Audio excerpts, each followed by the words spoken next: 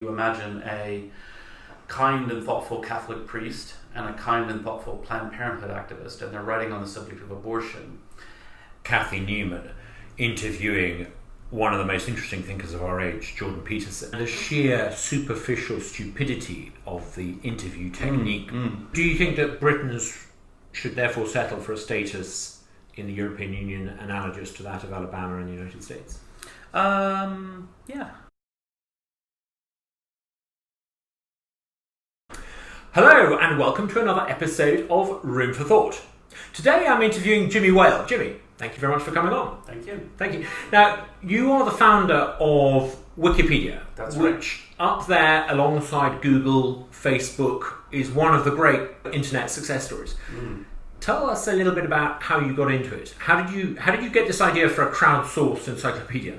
Sure, yeah. Well, so I originally got the idea from watching the growth of free software, or open source software as most people know it. This is, there was a huge movement that's still going on today of programmers coming together and collaborating in new ways online and solving some of the complicated incentive problems by using free licenses. You were a big advocate of the idea of open edit. This is to allow, in theory, anyone to go in and edit anything. But hasn't it slightly morphed into a model where you've got a group of people who regard themselves as experts, who have the time and some might say the obsessiveness, and so that actually, you quite often find that bland opinion masquerades as the truth. I mean, I'll give you a small example. I read an entry the other day, and instead of talking about poor people, it used the phrase resource-starved communities, and I thought, hang on. Is there not an army of contributors who think they're being frightfully clever, who are perhaps, academics or obsessed about a particular subject, and perhaps that slight hair-splitting pernicketiness is a problem? Well, I don't think it's a problem, but I do think it's interesting. And I think what you'll find in many cases like that, that what people are doing is echoing the subject matter that they're writing about. And so if a certain expression is used in the academic literature that they are summarizing, they'll tend to use that. And I think you'll find, that wouldn't be universal throughout Wikipedia, some sort of global view that you shouldn't say poor people, you used to say resource-starved communities.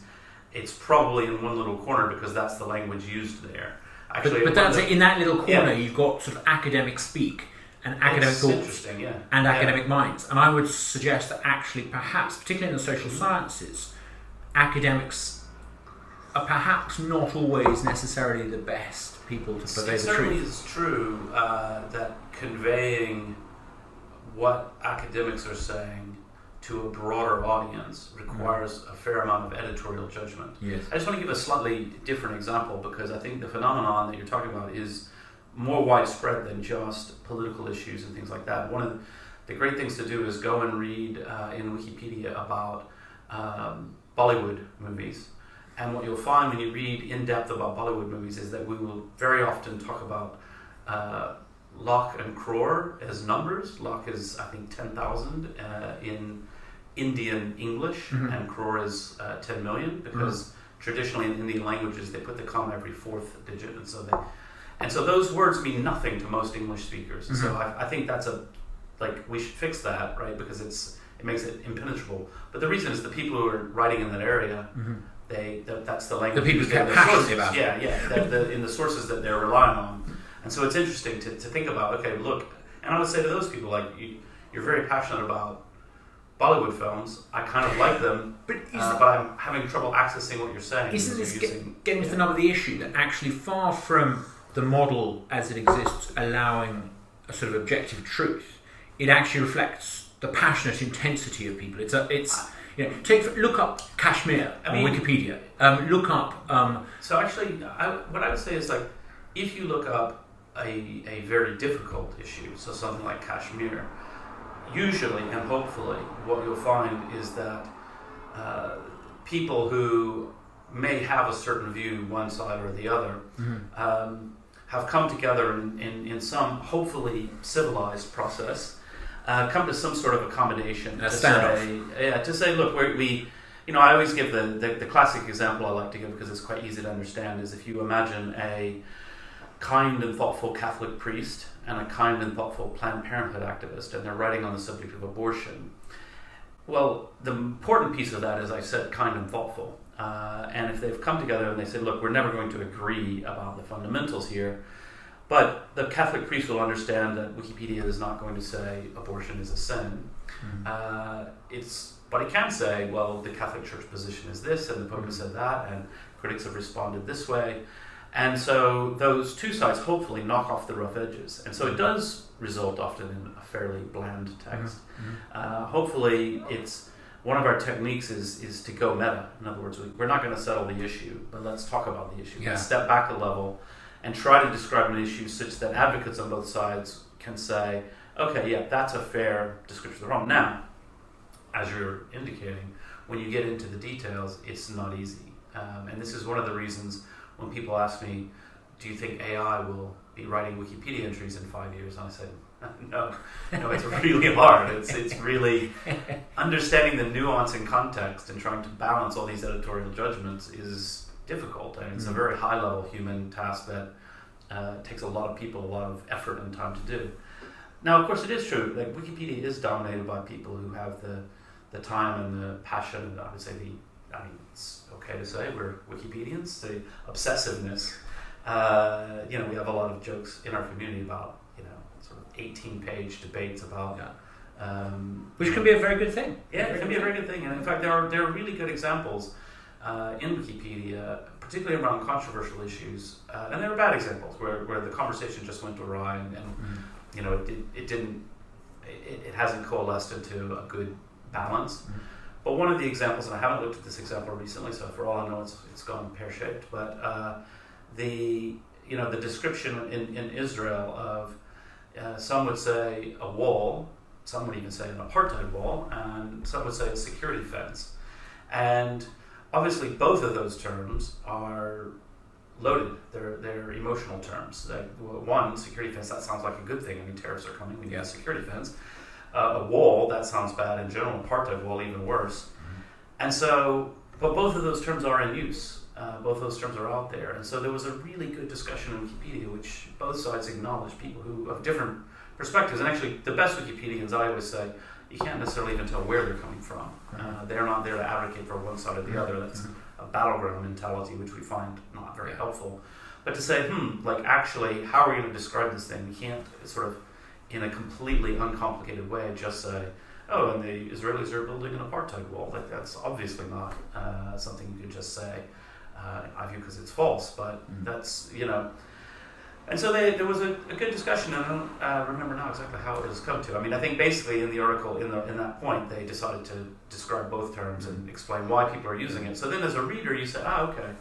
Yeah, I see. This is a point of language that's being struggled over. But in a way, it's not a bad thing that people are now understanding from early. I mean, I've got a 10-year-old, and I tell her when she reads a Wikipedia entry to remember the fact that Wikipedia entry will change, and it will change because opinion will change, our ideas and understandings will change. Yeah. And I think it's important, actually, and quite a good thing, that we're growing up with this inbuilt recognition that the idea of the final word on something, there is no such thing as the final word. Yeah, I think that's exactly right. And I mean, one of the things that is interesting about that, when we look at, oftentimes in Wikipedia, you'll see the neutrality of this article has been disputed, or the following section doesn't cite any sources. And that's really important because the style of Wikipedia is just quite matter of fact. Yeah. And so if we just sort of matter of fact say something that people are like, hold on, that's not a good thing. And I've actually said I wish that the New York Times would put a disclaimer at the top of some entries. I wish the BBC would do. I wish the BBC would do. I mean, warning, serious. This broadcast reflects the prejudices of people in the SW1 bubble. I mean, basically to say, hopefully, one of the problems with bias is the people inside a bubble often don't even realize it. And that's one of the problems we're faced with. But the idea of, if you say, look, we had a debate in the newsroom about this.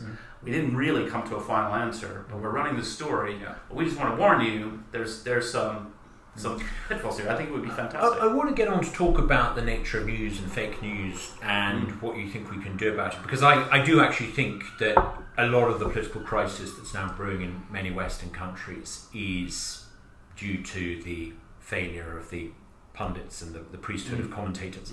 But before we get on to that, and you describe yourself as a libertarian, would you? I generally avoid that term. It's not inaccurate. I avoid the term because it comes with a lot of strange baggage, particularly in the US, with the Libertarian Party. Often people think Michigan militia and gun rights. Exactly. I have the same problem. That there is an element to, and I think actually this is one of the reasons I can feel somewhat sympathetic. When people say, "Oh yes, but look at this list of terrible people who've endorsed Donald Trump," and I'm like, well, there's enough to complain about Trump himself.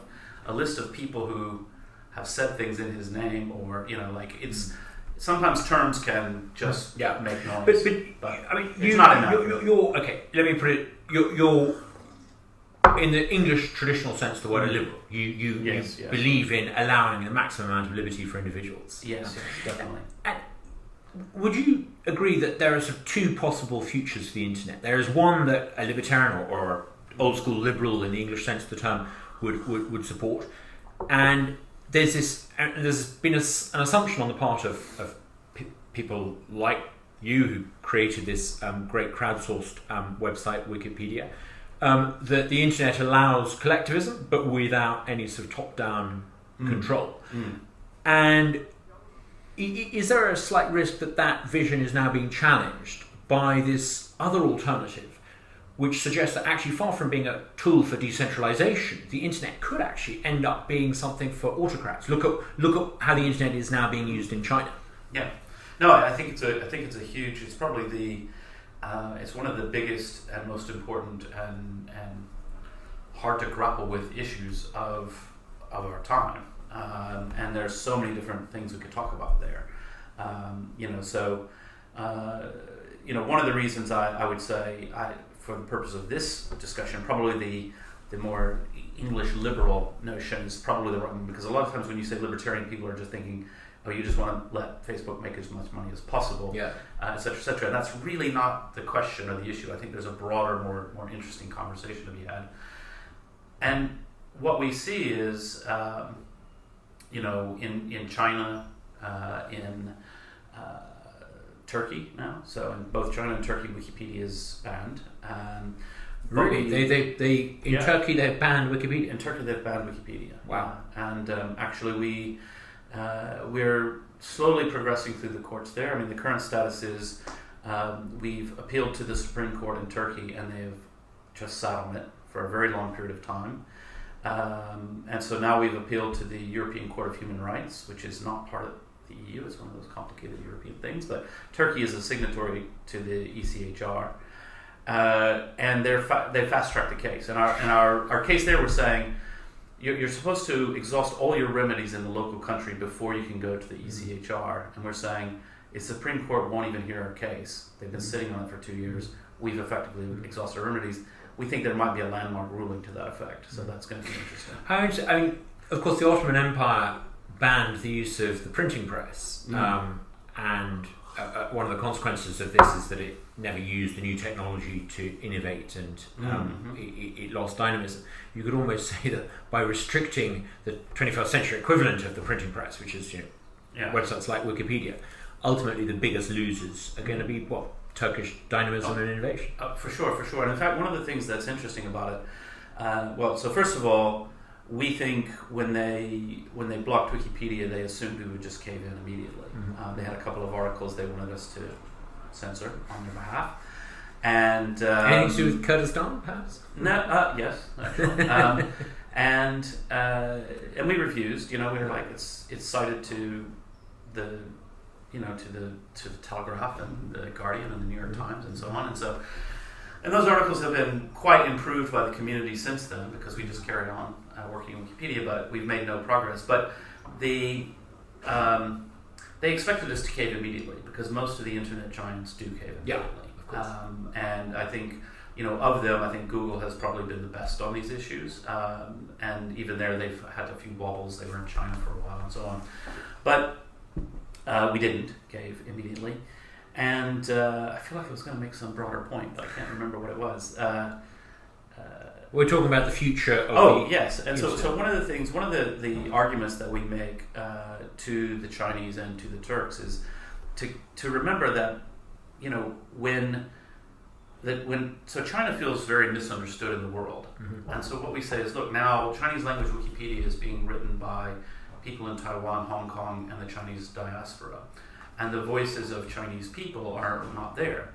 And so it's not about keeping information out of China, you're also keeping Chinese people from speaking about China, particularly on all kinds of completely uncontroversial cultural issues. I always give the example, in Bergen, Norway, there's an annual festival called Buekorps, which is young people drumming, and it's a competition, and they march through the streets with great flags and so on. And it's been going on for 150, 160 years, and it's just a local bit of culture. So the Norwegians wrote it into the 3 languages of Norway, and then someone translated it into English, and from there it's made its way into other languages. And so now this little piece of a festival in Norway, you can read about it in German Wikipedia and French, probably can read it in Chinese Wikipedia, I'm not sure, but the same type of festival, it's just some small interesting thing in China, those voices are lost because they can't participate in conversation, and so that's a problem. Mm-hmm. Okay. Now, in terms of regulatory issues, what do you think the biggest things we should watch out for in Europe and America in terms of regulation of the internet are?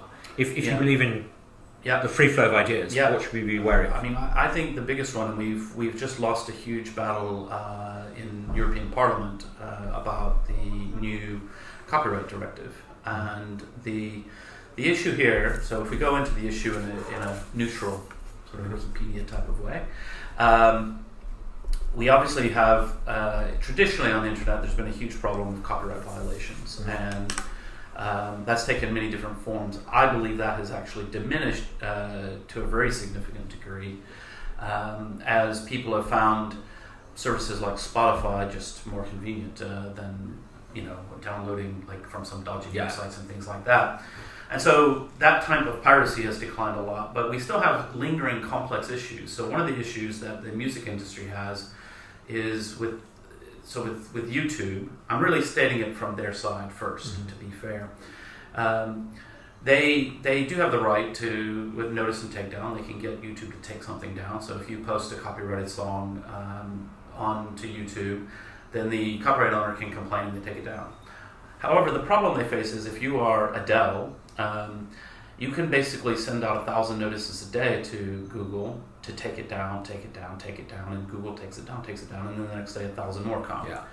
And they're saying that's not really working for us. And one of the reasons it's not working, their negotiating position with YouTube, they feel is very much weakened. That if they, with Spotify, they have a credible threat to say, look, if you don't pay us what we want, we won't let you have Adele on the platform. Mm-hmm. So now let's negotiate.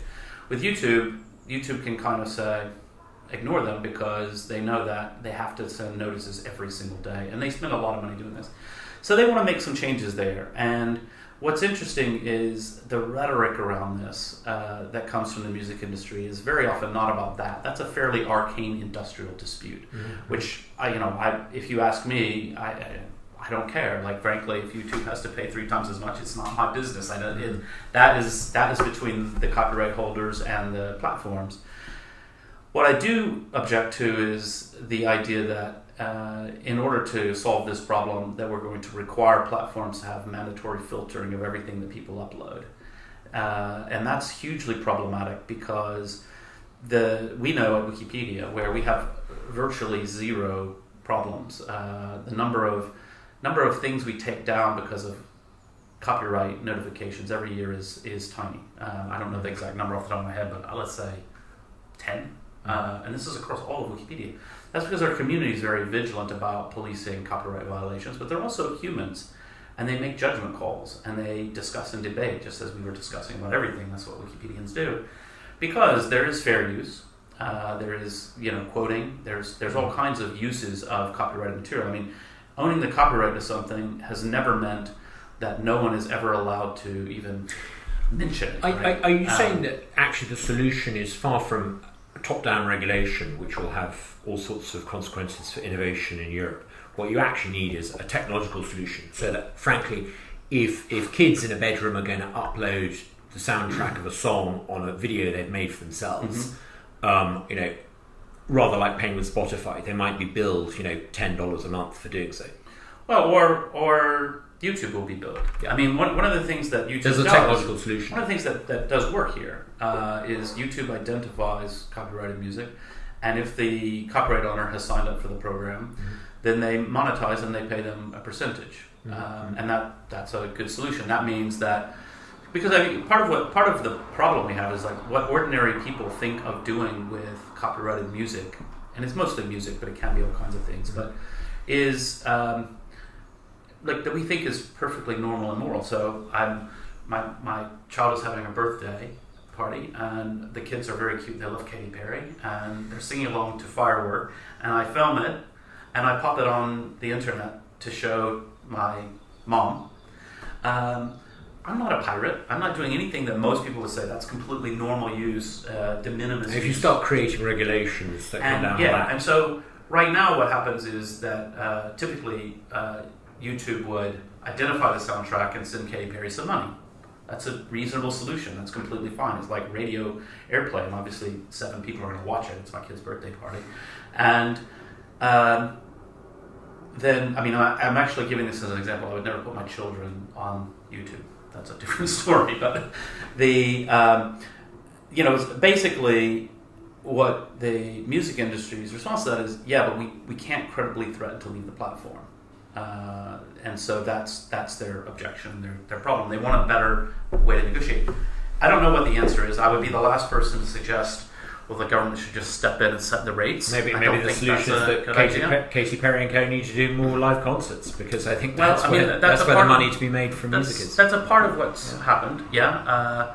I'm not. The thing is, I believe in copyright, and I think it's a fine thing.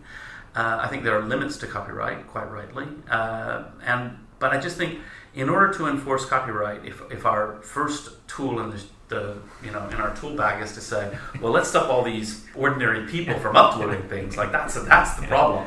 No, that's not the answer. I want to go on to talk a little bit about the state of journalism, because I was a member of Parliament for 12 years, and I came away from it having fundamentally changed my view about the state of journalism. I used to think that journalists were people who spoke truth to power, who are objective, on the side of truth. Actually, far from speaking truth to power, most journalists in Westminster are more likely to be having lunch with the minister. Most of them are likely to be angling for a job as a special advisor. Many of them are actually shameless purveyors of a particular slanted version of events. So much so, I often used to think of journalists as actually sort of MPs who had never actually bothered to get elected. And we look at the state of journalism. I mean, particularly broadcast journalism. I think there's things that are profoundly wrong with it. Now, you've tried to do something about this. Yeah, so I'm working on a pilot project called Wiki Tribune, and the name kind of gives it away. It's trying to bring in that community element into the process of journalism. And it truly is a pilot project. I don't know how to do this. I'm feeling my way forward, and I'm working on it. I'm having fun. But to talk about the problem, one of the problems I would say is, just as I said earlier, I wish the New York Times would say the neutrality of this has been disputed. I wish there were a way for thoughtful members of the community to say, hold on a second, there's an error here. And more than just, most journalists, their experience with online community, they've been taught by the facts of reality that they're a bunch of crazy people, because they only hear the angry people. They post their article here, and then down at the bottom is the comment field where the worst people in the world just yell at each other. It's completely useless. everybody agrees that's not really helpful. That's not genuine engagement. Isn't there a distinction? I mean, the New York Times or the London Times or the Telegraph or the Sun or the Guardian, in a sense, they do come with that warning. Simply having the title at the top, The Guardian. I know that if I read The Guardian, I'm likely to get a particular worldview. If I read The Sun, I'm likely to get a particular worldview. That's particularly true in the UK versus the US. I mean, the US papers have always, truthfully or not, at least had more of a view that the front page should be objective. The Washington Post honestly believes it's objective? Maybe not anymore, but traditionally, I wouldn't say so. Okay. And and everybody could say you could point to the different papers and say, okay, this one's a bit left leaning, a bit right leaning. I mean, New York Times, Wall Street Journal, but in general they tried. Whereas here, I feel there's much more of a tradition of the campaigning newspaper. I would say it doesn't really matter here because every day you vote with your 50p or your £1 when you buy your newspaper, and the Guardian is catering to a left-wing audience, and it where I have a real problem is broadcast journalism, because broadcasters are not, for the most part, market-driven. They don't really have to give a damn about the viewers. They are basically pretending to be objective, and on issue after issue after issue, actually, they can't even see their own biases. They will, for example, in the coverage of the referendum, I remember the number of times journalists would obsess about things that no one outside of a small elite in London cared about. And they were reporting about a country that they simply didn't know and understand. As I think one campaign strategist put it, the broadcast news in Britain is made by people who only meet ordinary voters when they collect their dry cleaning or order a Deliveroo. And we see this all the time. And I think it's now got to the point where it's their credibility is gone. So how what's interesting about that is that clearly the BBC is in its own category because of the structure, and has a remit which I think you would argue it fails to meet for neutrality. And it gets a 3.2 billion subsidy. Yes, from the exactly. taxpayer. But there are other broadcasters, and how do you feel that they aren't maybe responsive? I mean, this is an actual interesting question to me, because in the US we have definitely seen a trend towards, obviously, but quite famously Fox News, but also there's MSNBC has turned more left over the years. CNN has turned more sensationalist, I would say, and then there's like OAN, these sort of new cable news networks that are clearly quite agenda driven. I mean, I think in the UK, and we don't see that here. I think in the BBC there's quite clearly a massive leftist. Well, leftist is wrong. It's an elitist view of the world. I think the fundamental problem with the BBC is not that they tend to favour one political party over another, although I can't help noticing they are particularly shrill and hysterical when you get so-called populist parties coming along. But their fundamental bias is they presume that human affairs are organised by design. And so every discussion about a social problem or an economic problem or a perceived problem that society faces that needs to be fixed, the BBC's default assumption with current affairs reporting is always that it can be fixed by top-down action. And you get this again and again and again. And I just think that they've so lost touch with the country. Now, why have some of the other broadcasters not come to produce a sort of a broadcast equivalent of the Sun newspaper or the Daily Mail? I think partly is the cultural influence of the BBC. A lot of the people who work for ITN and Sky used to work for the BBC. But I think there are very few broadcasters in this country at all who are driven by market pressure. If you subscribe to Sky, you get the Sky package. ITV just kind of tends to be there. And I wonder, most people subscribe to Sky in order to get cable television or to get the sports package. And the news just comes along. Exactly. I can see that. And for regulatory reasons, actually, the current affairs news content has to be included because there's this complex arrangement where in order for Murdoch and Co to have their football channel, they have to pay for these rich privileged remainers. I presume they also, because there is a political element to it, I can imagine that they wouldn't necessarily want to push a political agenda as hard as they might in a different market, even if the customers wanted it. It is even a more profound problem.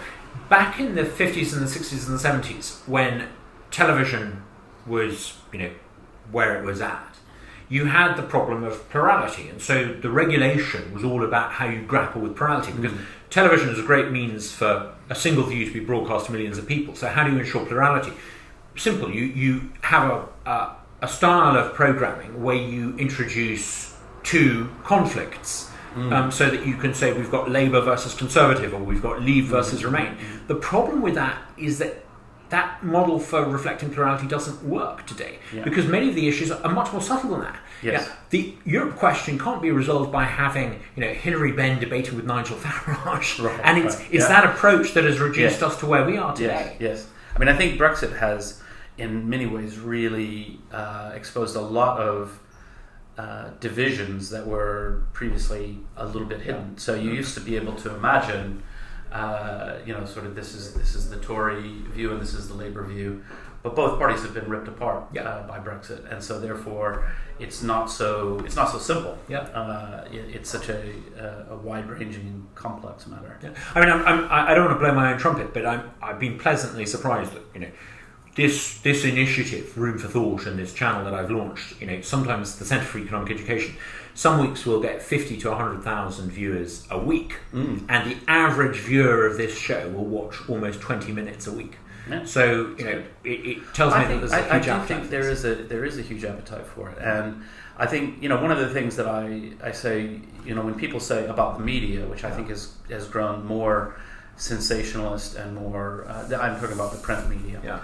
More sensationalist and more clickbaity and sort of outrage driven, is that at the same time Wikipedia is more popular than any newspaper in the world, and that tells me that when people have an issue that they're interested in, they actually want, and we're not perfect, right? But I think we do a reasonably good job of just giving you the basic facts. And that's so true. Actually, quite often, if I'm looking at something, I will find myself going onto Wikipedia. Yeah, and hopefully, we're human beings, and we have our own internal struggles and so on. But hopefully, you could say, okay, well, like now I actually understand this issue, and I understand what both sides are saying, at least better than I did before. It's something I wouldn't have gotten. I mean, what you sort of have to do is you have to read the Telegraph and read the Guardian and triangulate. Yes. Hopefully, we've done a little of that for you.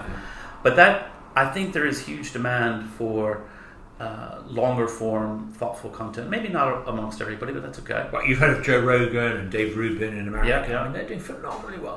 And I hear Joe Rogan has shows like this that go on for 3 or 4 hours. I'm not going to keep you that long.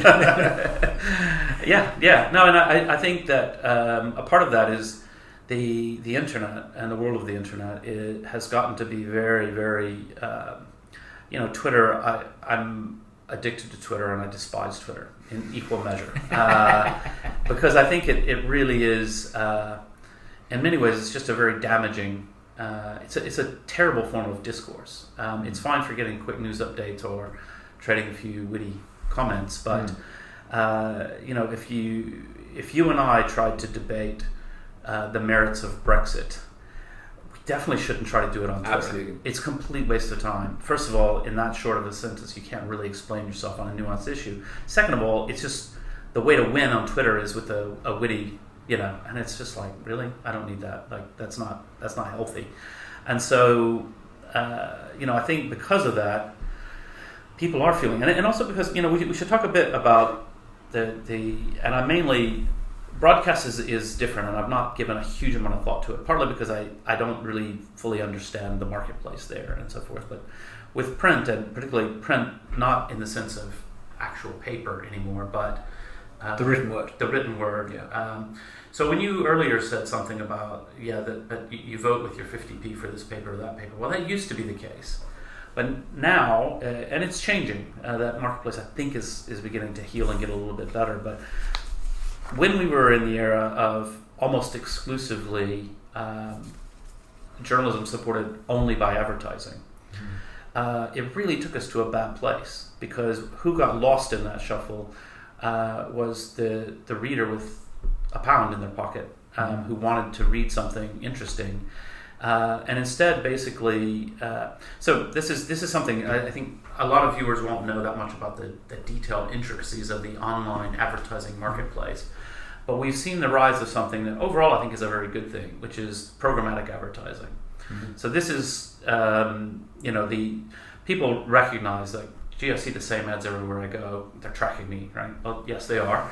And there are some benefits to that. You're seeing ads that are more relevant than you used to. It's not just some random crap, right? It's actually relevant. I like it. I buy running shoes, and every 6 months they realise I need a new pair of running shoes. Yeah, and I get advertised. Exactly. So I always say I no matter where I go online, I get ads for boats. That's because I like boats and I read boat magazines. And I say it's boats I can't afford, so it's like boat porn. But still, I click. And if you go back 50 years and you think, okay, you're a boat manufacturer and you want to advertise your boats, you would say, where do I find people who buy boats? And you would look for affluent people, mostly men. That's who buys boats. A little gray in the beard, you're in your 50s and you think, if I don't buy that boat now, I'm never going to get it, the one I dreamed of.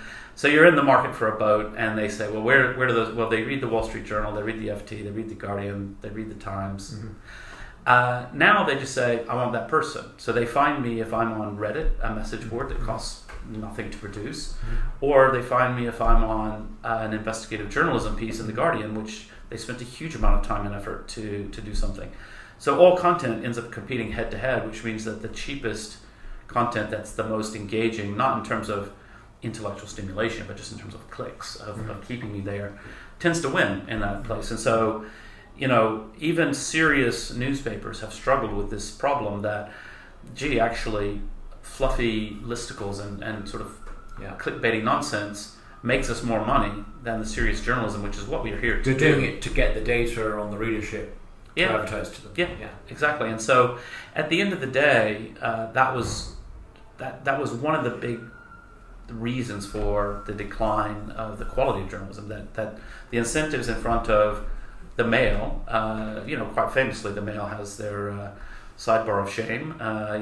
They've always got bikini picture girls over here and then cheesy ads, and they're keeping you on the site as long as possible. They're just responding to that market incentive, and that has been very unhealthy. And the other thing, of course, that I do think has been damaging for democracy is the decline of local journalism. And that's a huge problem. And I think it's exacerbated by the kind of thing you're talking about. If the only news left standing is produced by a core of people in, I forgot the postcode, but in SW1. Then what's going on out in a mid-sized market town somewhere in southeast England? You're so right. When I was a member of Parliament, I had a Clacton Gazette, which was a very widely read newspaper. I think it still is. And I used to envy those MPs that came from big metropolitan conurbations without a local newspaper, because I knew that actually having the local Gazette on your tail, it made exactly. you pull your I socks don't up. know anything about the Clacton Gazette. It probably is still widely read, but I bet you it has fewer journalists than it did 25 years ago. Yeah. Because those, and if they're still alive, then that's good. Like they've managed something. Yeah. Because a lot of them have died. So my parents, this is an American example. My parents live in Huntsville, Alabama, a town of just over 200,000 people. They effectively don't have a local newspaper anymore. So they have the Huntsville Times. When I was a teenager, I was a paper boy and throwing papers on my bike in the suburbs, very American. And it was a daily paper, so I had to get up, every day, crack of dawn, and throw newspapers. And that's not true. I threw it in the afternoon during the week. It was Sunday mornings was the morning. And then now it's published 3 days a week, but even that understates the devastation, because it's largely just the AP Newswire. And they do a few local stories, and it's actually published out of Birmingham, a town 100 miles away. And so it's a shadow of what it used to be. So effectively they don't have a local newspaper. This is 200,000 people. And the biggest what I worry about, right, is the rise of local corruption. Mm-hmm. So, they used to be sort of on the tail of all the local city councillors. Mm-hmm. They used to be, I think it's a fantastic time to be a developer and be the brother-in-law of a mayor in America, a road contractor, because the number of dodgy contracts that's going to be handed out is enormous. There's not that scrutiny. There's not the scrutiny that there needs to be. And then the second order knock-on effect of that is what I really worry about, which is that people who in the past might have felt, yeah, of course things go wrong, but if there's corruption, that's wrongdoing and somebody's going to get caught. Then you can end up in a society where corruption and wrongdoing is considered to be the norm. And if you don't sort of partake in it, you're a sucker, and so on. And you can end up in a very bad place as a society where the ideas, that you and I would share around, the proper upstanding morality of a free market exchange economy suddenly is damaged by this idea that, no, everybody's on the take and it's all political and so on. And talk about how technology is changing politics. We touched on this. I wrote a book 5-6 years ago called The End of Politics and the Birth of Democracy, and I argued that the internet meant that parties would change the way they campaigned. You could actually campaign without the traditional party structure, and that you would get colourful leaders, people who were atypical. I obviously didn't have Trump in mind. He was a Manhattan property developer at the time I published my book. I didn't have Boris Johnson in mind, although I noted in my book that as Mayor of London he stood out as a distinct brand in his own right.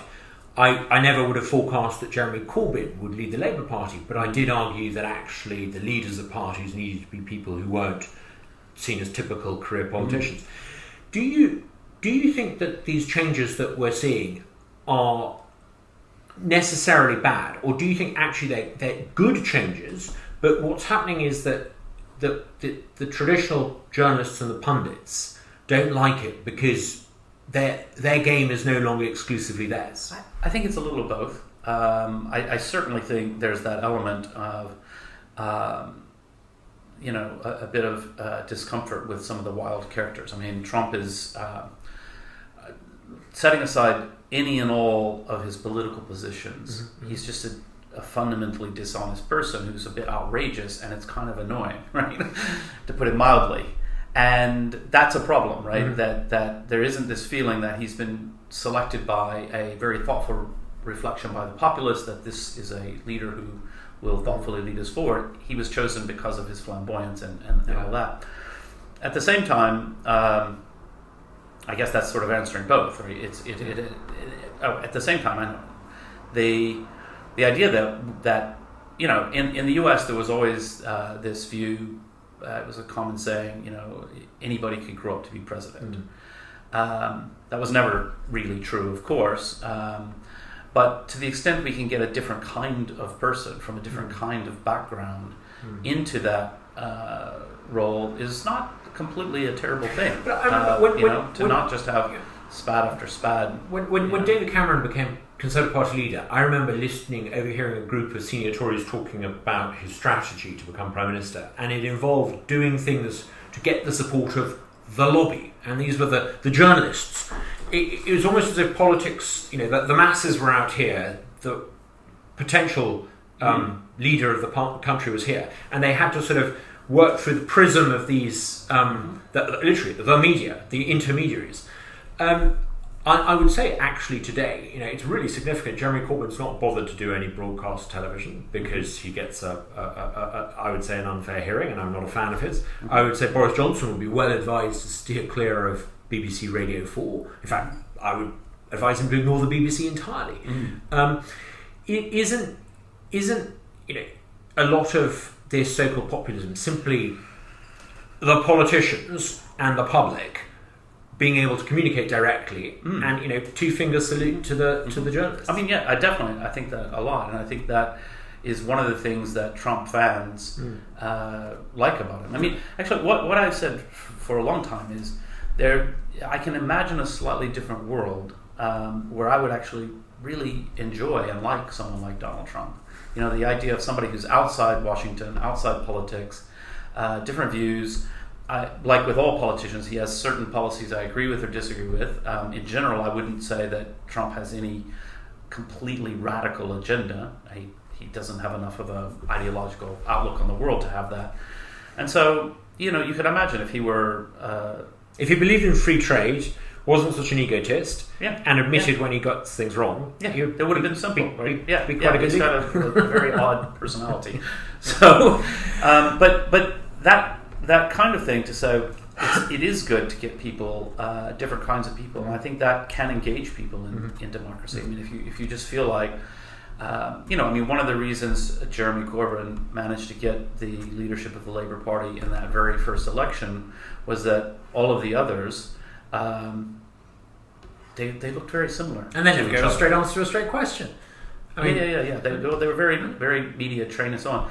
And I mean, what I looked at that, and I live in London. My wife worked for Tony Blair for 10 years. We have a lot of political friends, and I say, basically most Tory ministers, most Labour shadow ministers pre-Corbyn, I knew a lot of them. Bump into them in London at dinner parties and whatnot, and that is the bubble that you're talking about. And so what I'm saying is, say what you will about Jeremy Corbyn, who I despise, by the way. To his credit, I've never bumped into him at a dinner party in London. He's not part of that Westminster set. I'm equally likely to see, Tony Blair or I haven't seen David Cameron in a long time. He's kind of been hiding, I think. He's been writing a book. So you're pretty anti-Corbyn. I'm pretty anti-Corbyn. Yeah. And what about Boris? What's your view on Boris? I'm pretty anti-Boris these days. But there's such chaos going on. I mean, the thing is, when I first came to the UK, I used to tease my wife, who's lifelong Labour. She's wobbling at the moment, but because I said, look, I'm in favour of entrepreneurship and I'm in favour of gay marriage. It's kind of hard not to be a Tory with this Cameron Osborne. Just a joke, but and I liked Boris as mayor. I actually think in that role, it's as much an ambassadorial sort of flamboyance. It's a fine thing to be that.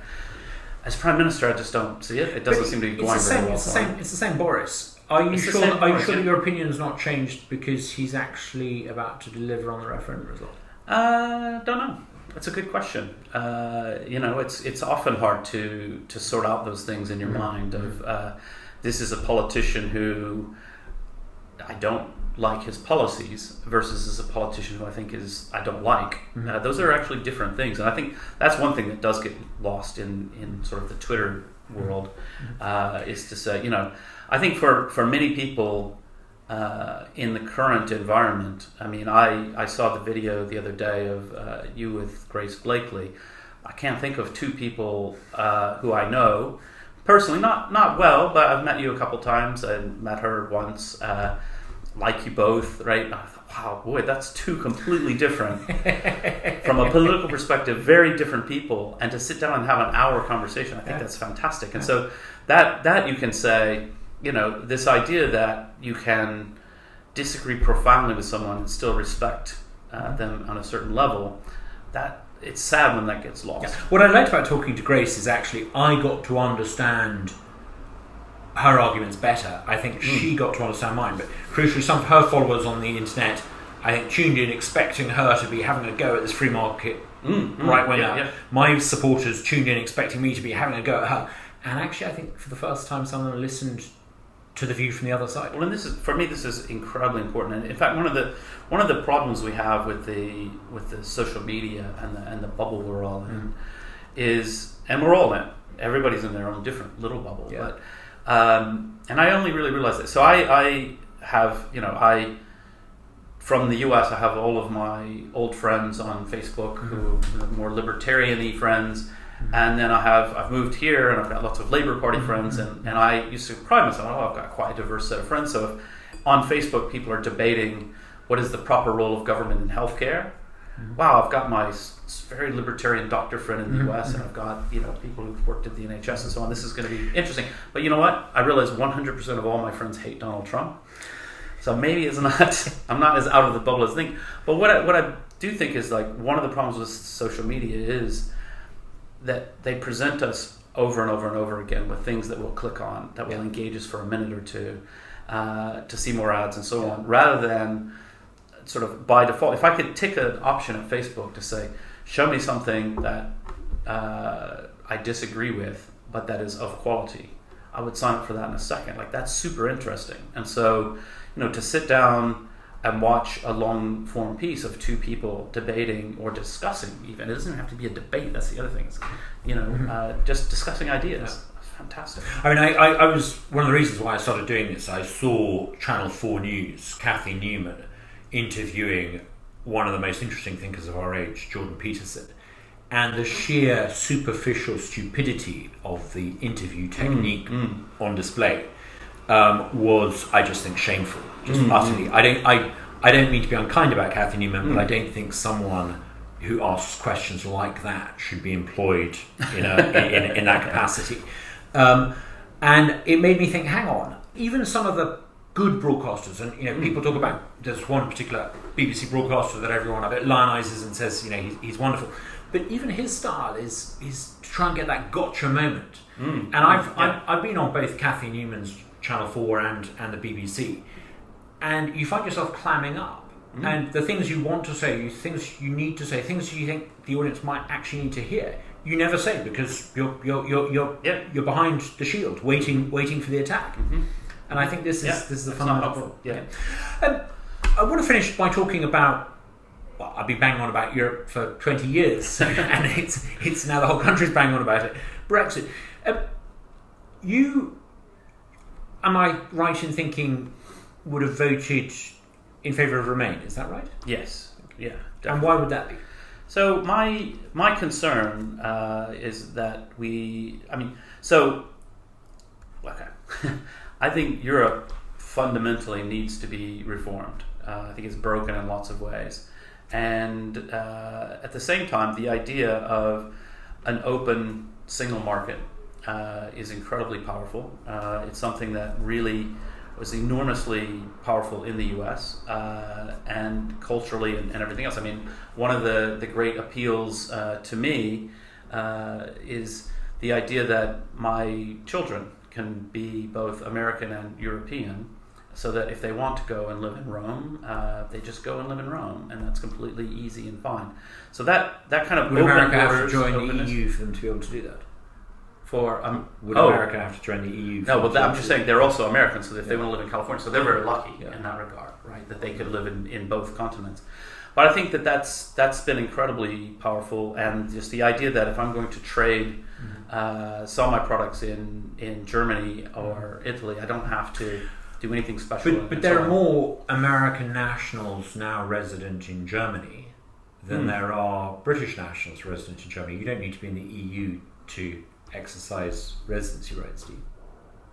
Well, I mean, for a US person to live in Germany, you have to have a visa and you have to apply. But that's no obstacle. I mean, there are more Germans more Americans living in Germany than there are Brits. Yeah, okay. I think I'm right. More Americans than Brits. More Americans than there are Brits. Now, Syria, I mean, saying. But 50 million but America's outside the EU, and yet more of her citizens live in Germany than Brits do. Yeah. So clearly, those visas. I'm just saying it's not exactly. I'm not buying the comparison, but no, of course. I mean, if you have a very open visa regime, where people are able to move back and forth, but isn't that one of the issues, right? That people here were convinced that it was a bad thing to have European people coming and living here. So anyway. But the idea of having an open market, and then just on a very, very practical level, one of the things that I think that Europe did, and so despite ostensibly being some kind of radical in lots of ways, I'm actually quite centrist and more of an evolutionary than a revolutionary in terms of how politics can improve our lives and how we can change things over time. And Europe was certainly going to knock off a lot of the rough edges. So I You think being in Europe would lead to better policy making? It would lead to lower risk around policy. So I'm definitely afraid that Jeremy Corbyn and that lot are going to come into power and do some things that are devastating. I mean, they certainly will. And that they're going to be free of the shackles of capitalist Europe. The Corbyn and the communists certainly will take over if the political elite reneges on the referendum result. But as a libertarian, you say that you want this free and open society, but hang on, the EU is behind the copyright rules that you don't like. I would say it's behind the GDPR rules, which is inhibiting innovation in Europe. It's behind regulations, and I know there are equally stupid regulations in the FDA in America, but it's behind regulations on things like vaping. Would you not, as a libertarian, see the argument that Brussels is actually the engine of this intrusive regulation? So yes and no, but what I would say is it's politics, it's politicians, and whether it's, I don't think there's any inherent reason why Brussels would be more likely to be more intrusive than Westminster. Well, it's an unelected technocracy. It's unaccountable. Yes. So reform in Europe, I think, crucially important. I'd like to see the European Parliament become much more powerful within Europe. I think that's a problem, simply because, and there's huge problems with that as well. So so I just think it's not so simple. I don't think we can say, it's like in the U.S. Let's take one issue in the U.S. The liberalization of laws around marijuana. So this is happening quite rapidly, state by state. One of the great strengths of the U.S. system has always been the federalism, systems competition. Exactly. That the Colorado can do it first, and then after 5 years of people seeing, it actually didn't lead to all the sky didn't fall in. It's all fine. Then slowly, and then where I'm from, Alabama, they're not going to come around to that position for a very, very long time. And yet the federal government hasn't budged one iota. Marijuana is still Schedule 1, it's still quite... And so that doesn't lead me to say, well, therefore we should leave the union, that we should sort of break away and not have a federal government. I think that balance can be very healthy. And in fact, it works both ways, that having a multi-layered structure gives you checks and balances along the way. Now, not to say that the U.S. checks and balances system is perfect, far from it. I mean, one of the deepest constitutional problems that we have in the U.S. is the 50 senators, 2 per state, and then that's to ensure that the lightly populated states have a stronger voice there. Nothing wrong with that as a concept, but it's gotten quite extreme. So on things around farm subsidies, it's really hard to get anything done about farm subsidies because in the Senate there's so many senators from tiny farm subsidy states that it's hard to make any movement. So that's a problem with that. At the same time, that kind of balance means that in Alabama, actually one of my favorite Alabama stories is that the state government in Alabama passed a law banning toys, and somebody, I think a shop owner who was affected by it, filed suit in federal court and won in federal court, and I think possibly even went to the circuit court for appeal. In any event, in the federal courts, Alabama, the state, lost, as this was an invasion of privacy and so forth.